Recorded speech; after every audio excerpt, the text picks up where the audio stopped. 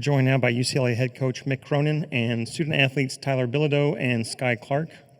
Coach, if you would like to start off with an opening statement, we'll take questions to the student athletes. After that, they can head back to the locker room, and then we'll take more questions for Coach. I don't really have one, Foosh. It's 12:30. Okay, we'll open the floor up to questions for the student athletes on the right, third row. Ben Balch, Los Angeles Times, for whoever wants to answer. It was obvious the end of the first half, start of the second was kind of the ball game. From your perspective, what kind of went wrong in those two stretches, and how big of a deflating effect did that have on the rest of the second half? I think it was the press that got it started. I think that killed us with some turnovers, and then just some fouls. Gave them some easy points at the free throw line, especially fouling the wrong person. So I think that's what got it started. Here on the second row on the left. Wes Rucker, 24/7 Sports. Sky, there in the first half, I mean, foul trouble happened, fouls get called. But as a guard and you're sitting there and some of those things are happening with the press, how much are you kind of itching to kind of be out there and help get that corrected? I was definitely smacking myself on the head on the bench. I can't put myself in that position. I know I got to be out there to help the team, so just be smarter next time.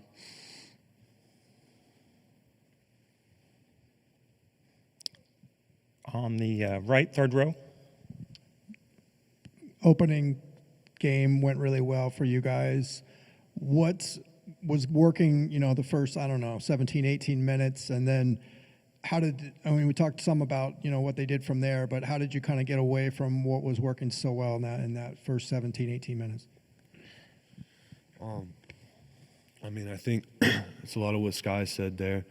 The fouls, and then rebounding too. We got out-rebounded. And then I think we didn't stop, Lanier as good as we should have. He got hot there, hit some big threes for them. But yeah, I would say those are some of the other things. Go again.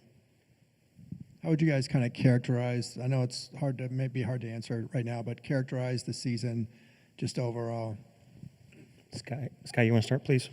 And this season was a lot of fun. I think I grew immensely as a person, as a player. Made a lot of great connections. We're definitely going to miss Kobe and Laz. They're vital pieces all season.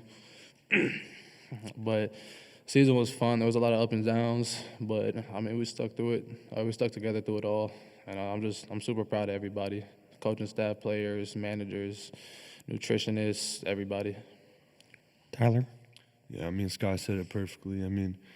I love this team. First year in the Big Ten. I think getting fourth. I thought we fought pretty well through the ups and downs. Gonna miss those seniors, Kobe and Laz. They're great on and off the court. I love those guys. But yeah, just all around good things about everyone, coaching staff, team, everyone else. Puts hours into this. Couldn't be more proud of this team. Great. We appreciate your time, guys. Thanks so much. Okay, questions for Coach Cronin, please. In the front, on the right, please. Mike Petralia, CLNSCincy.com. Mick, you as a team pride yourself so much on your defense. Yep. And I'm wondering, when they're getting the shots they did, especially to start the second half, was that them just setting good screens, good plays to get open shots? They're a hell of a team. There was a time they were number one in the country, I think. They're a hell of a team. Milicic's a fourth or fifth year guy. Lanier's a fourth or fifth year guy. Zakai's a 4-year starter. Mashak's a senior. Gainey's a senior. Dunbar's a senior. Akbar is a hell of a junior. He's their youngest there. They got a hell of a team. So you're not going to win. Look, guys, they only scored 67. Not like we gave up 97. They scored 67. Not going to win many games, guys. You get 58.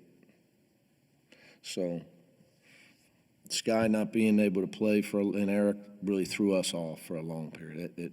it messed the game up because we had a chance to, if that wouldn't have happened, we might have had a lead at half. It could have just been a whole different game. And I agree with Ben. The end of the first half was, and I had used my timeout for an offense-defense substitution, and we had a couple of really, really sloppy turnovers, really soft plays that but is what it is. But again, they got a hell of a team. You're not going to win. You score 58 points. Second row here on the left. Wes Rucker, 24/7 Sports. Mick, I know that everyone knew about the physicality both ways going into this game, the matchup. When y'all were looking at film, how did you feel about the rebounding matchup heading into this game? Because some teams have gotten Tennessee lately a little bit there. I'm not sure what you're alluding to. About the rebounding matchup tonight going into the game. I mean, it's always important. I mean, like in terms of how did you feel about the matchups there with your guys versus them on the glass? Then we obviously we got off to a terrible start. We were stopping them, and they had. I don't have the first half stats, but I think they had nine or 10 offensive rebounds at halftime. Our defense couldn't have been much better early, but we didn't do a good job on the glass. In the first half, for sure. Second half was even, but the first half. It was 9-0 second chance points at halftime. I told our guys this game was going to be won by other things. Who gets the ball when it comes off the rim, who's strong with the ball. They screen better than we screen. Third row on the right. Connor Dollinger, Daily Bruin, you kind of just alluded to it, but when we talked the other day, you said you have to perfect the little things when playing Tennessee. What were those little things that you think went wrong maybe today? Well, look, a lot of it's them.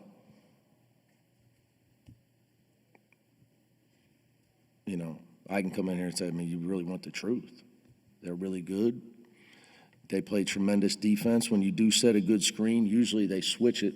And I would tell you first of all, I don't think they're little things. You guys call them little things. I think they're big things. I think they're things that are not shooting the basketball, which all is really what, when little Johnny comes home, everybody wants to know how many points he scored.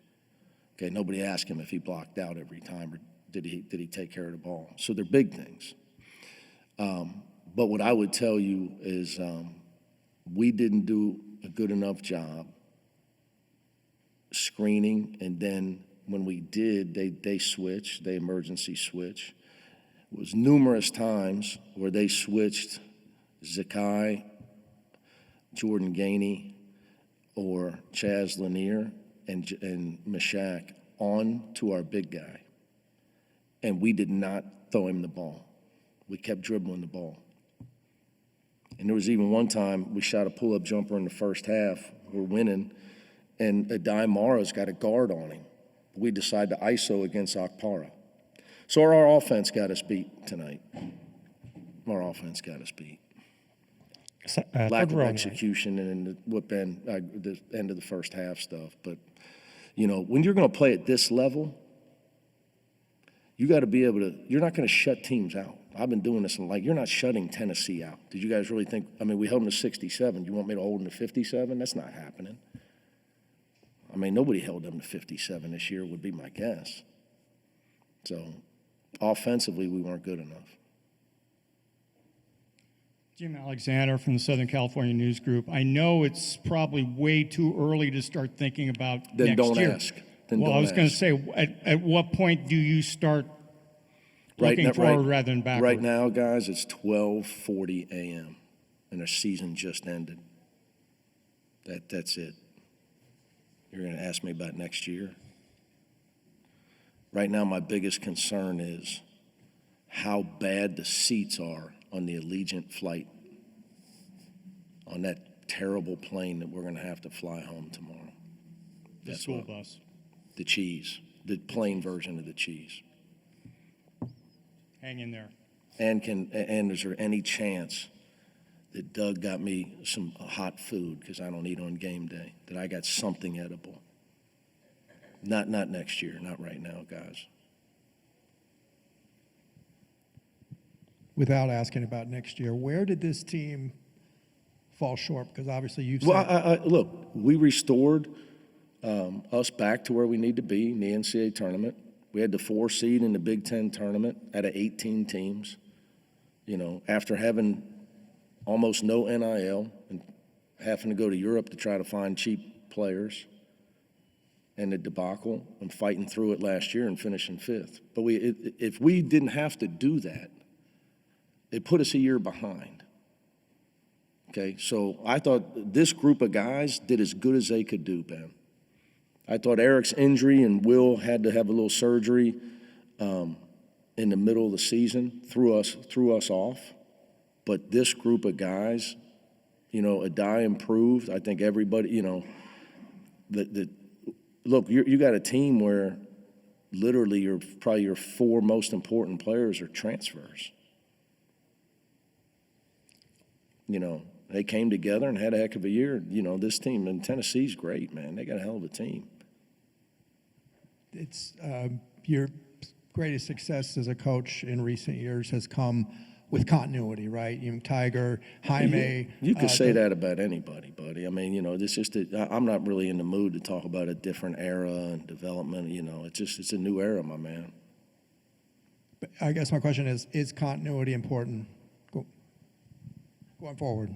What I would tell you, tough loss today for my older brother, Coach Patino, and I, but he's smart. If you're giving me a choice, I'll always take talent.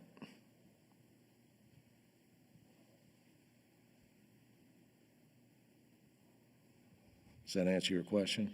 Doesn't mean other things are important. But you want to give the other guy 3 or 4 year guys, but I got better players. I will always take talent. So continuity is irrelevant if you don't have talent. I guess you got both. You got Zakai Ziegler, right? And you got Zakai Ziegler. You know, you're running around with basically another coach on the court. He's a hell of a player, too. So I would always take talent, though, Ben. But I mean, both are important. There's a lot of stuff's important. Coach, we appreciate your time. All right, guys. Take care, Mick.